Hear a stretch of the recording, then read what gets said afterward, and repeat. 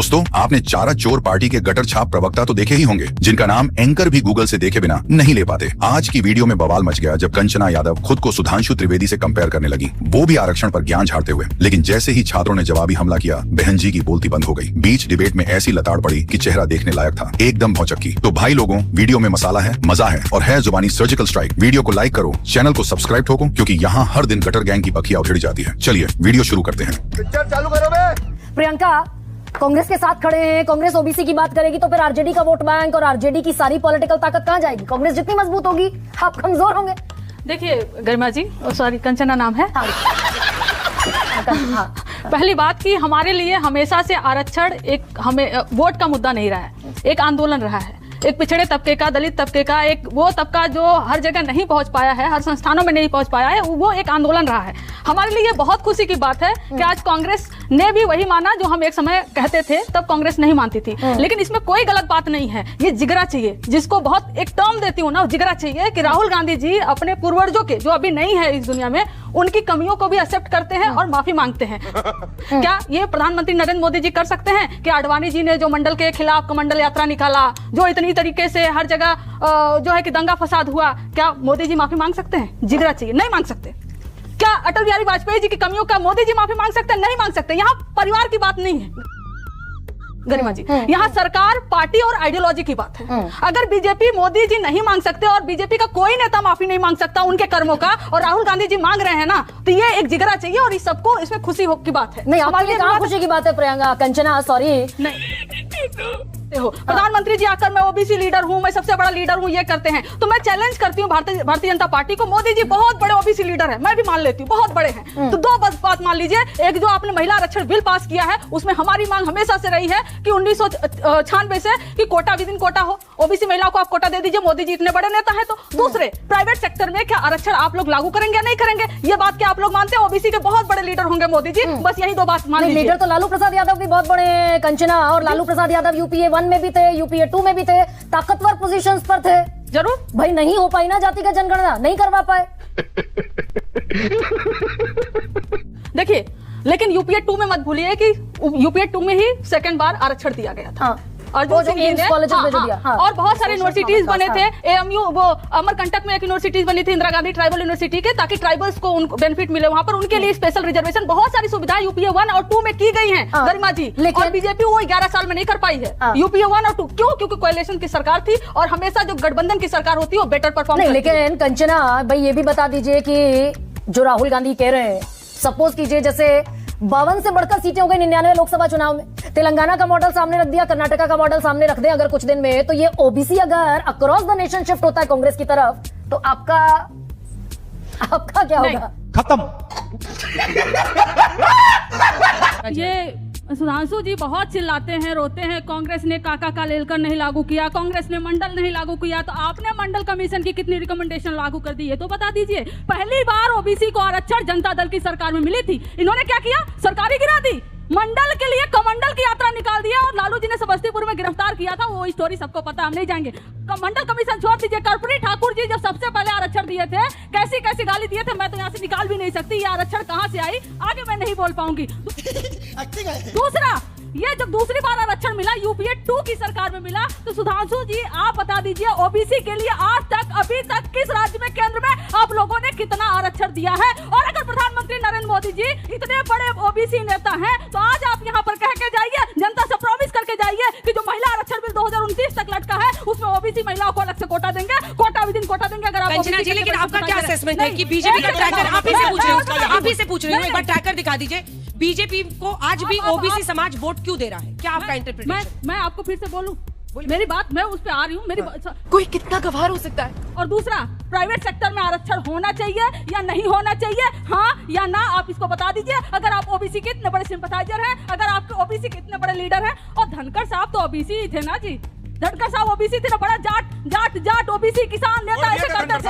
आज इसको हटा दिया पद से, ये संवैधानिक पद से आपने ओबीसी समाज को वोट नहीं दिया, चाहे वो दलित समाज के राष्ट्रपति को वोट नहीं दिया, और दलित ओबीसी कहते हैं आपको सही पकड़े हैं, तो कहीं से इशारा मिला क्या बात बोलने के लिए? अब मैं जवाब देता हूं, बात पूरी नहीं हुई। धनखड़ साहब को वोट दिया था, राजद ठीक ने है, नहीं दिया। आपका पॉइंट रजिस्टर हो गया।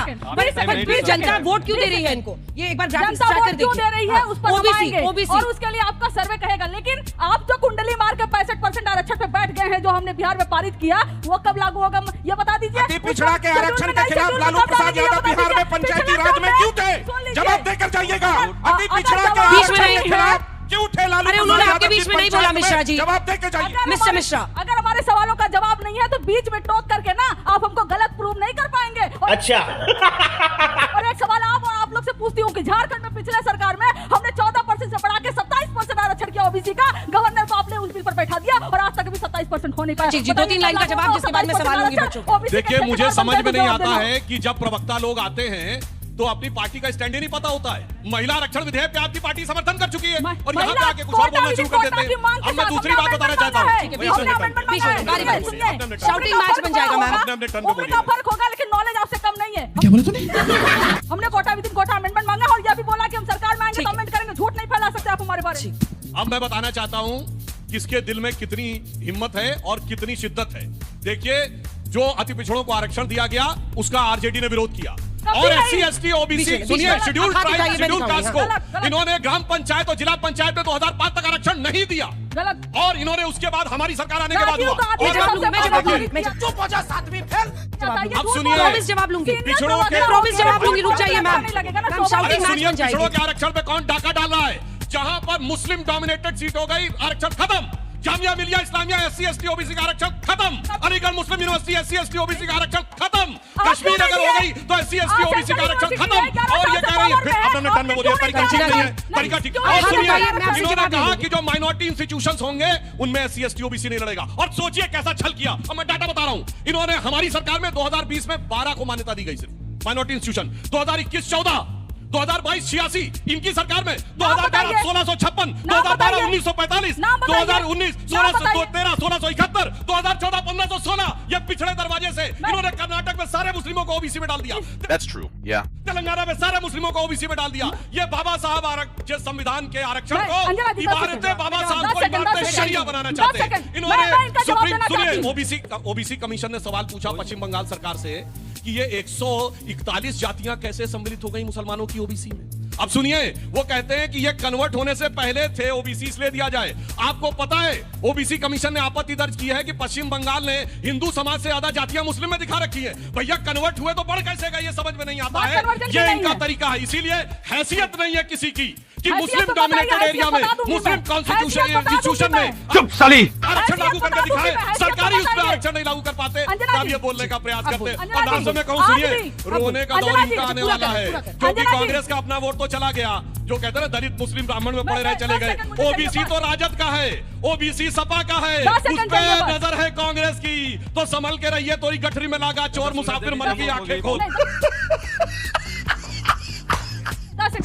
मैं आपसे पूछती हूँ, आज सारे बच्चे हैं, सब पढ़ने लिखने वाले हैं, इस देश की टॉप यूनिवर्सिटीज बोली जाती है। जामिया मिलिया एमयू को जवाब दीजिए, सुन लीजिए, कश्मीर को जवाब दीजिए। सुन लीजिए, धैर्य रखिए, मैं जवाब दे रही आरक्षण आपको भी नहीं है, हूँ। प्रोफेसर नहीं बन सीनियर आदमी पाइएगा। बच्चों जैसा बिहेव कर रहे हो, सीनियर आदमी बच्चों जैसा बिहेव मत करिए। प्रोफेसर नहीं बना गए, सही सवाल आपके हक में उठा गए। सीनियर आदमी है, बच्चों जैसा बिहेव मत करिए। पहला, आज इस देश के top universities BHU, DU, JNU, Jamia, IIT के जितने भी ले लीजिए, कब के बने हैं? बीजेपी की सरकार में एक भी नहीं बने हैं। इंस्टीट्यूट ऑफ इमिनेंस कहाँ गया? अब और जामिया और ये एमयू की बात करते हैं ना, उसमें आरक्षण नहीं है, उसमें ओबीसी एससी एसटी के लिए आरक्षण नहीं है। तो 11 साल से इनकी सरकार है। एक सेकंड, नहीं गलत कभी नहीं था, गलत बोल रहे, कभी नहीं था। 11 साल से सरकार में है, क्यों नहीं करते थे आरक्षण? आरक्षण इनको कर देना चाहिए ना। सरकार में बैठे आप करेंगे कब? कोसेंगे। 5 सेकंड। एक कहावत है कि सबका भाई नहीं होता, किसी एक का भी सच्चा भाई। और ये इस बात को कैसे प्रूव कर सकते हैं कि हे अल्लाह राम क्या गुरु नानक तेरी माया है, हे अल्लाह राम क्या गुरु नानक तेरी माया है। जो एक जात का नहीं है वो जात पात का मुद्दा लाया है।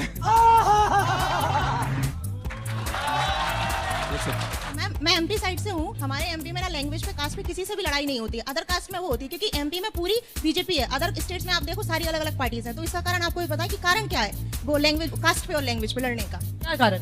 बीजेपी हमारे यहाँ पे कोई कारण ही नहीं है, वहाँ पे लड़ाई ही नहीं। बीजेपी की सरकार वहाँ लड़ाई नहीं होती। मैम आप ये चाहते हैं कि आरक्षण मिल जाए, मैम हमारा जैसे को फिर क्या होगा? सुधांशु सन ने जो बीजेपी ने हमको 10% आरक्षण दे दिया है, पर आप तो अभी भी वही लग रहे हैं ओबीसी एसटी सबको देना चाहते हैं। हम कहाँ जाए मैम, हम कहाँ जाए? इंडिया छोड़ देंगे मैम आप? बस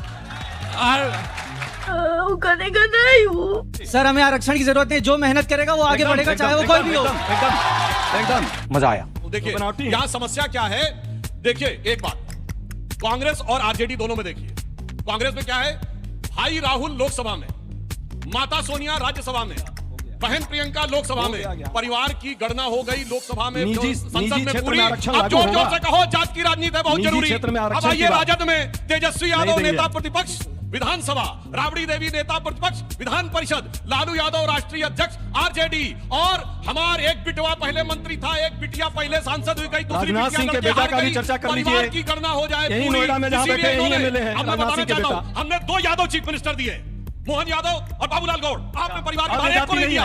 सही बात है। और इनका यादव क्या है? सुनिए, लालू प्रसाद यादव जी मोहन यादव की जाति बता रहे हैं, प्रधानमंत्री अपनी जाति बताते हैं, चुनाव के नमाज के आगे समझ में आता है, मस्जिद में सिजदा कर रहे हैं, सिर्फ सियासी जाति की बात। उज्जैन में धर्म संसद कर रहे हैं। मैं यादव समाज से कहना चाहता हूं, सोचो भाई, ये हिंदू मुस्लिम के अलावा कुछ नहीं करेंगे, एक पीढ़ी से दूसरी पीढ़ी तक लाते लाते मोहर्रम और मस्जिद तक ले आए, 4 पीढ़ी के बाद क्या होगा अंजाम सोच लो। ये बड़ी अच्छी बात कही आप।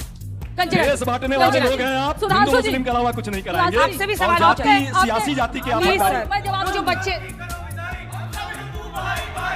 आ गए, भाजपा वाले आ गए आपके साथ। ठीक है बस हो गया, जात पात की करो विदाई, हम सब हिंदू भाई भाई, ये बच्चे यहाँ नारा लगा रहे हैं, सब छात्र हैं, लेकिन हिंदू मुस्लिम सब एक समान, गुरुजी कंचना जी एक समान, सबको सन्मति दे भगवान।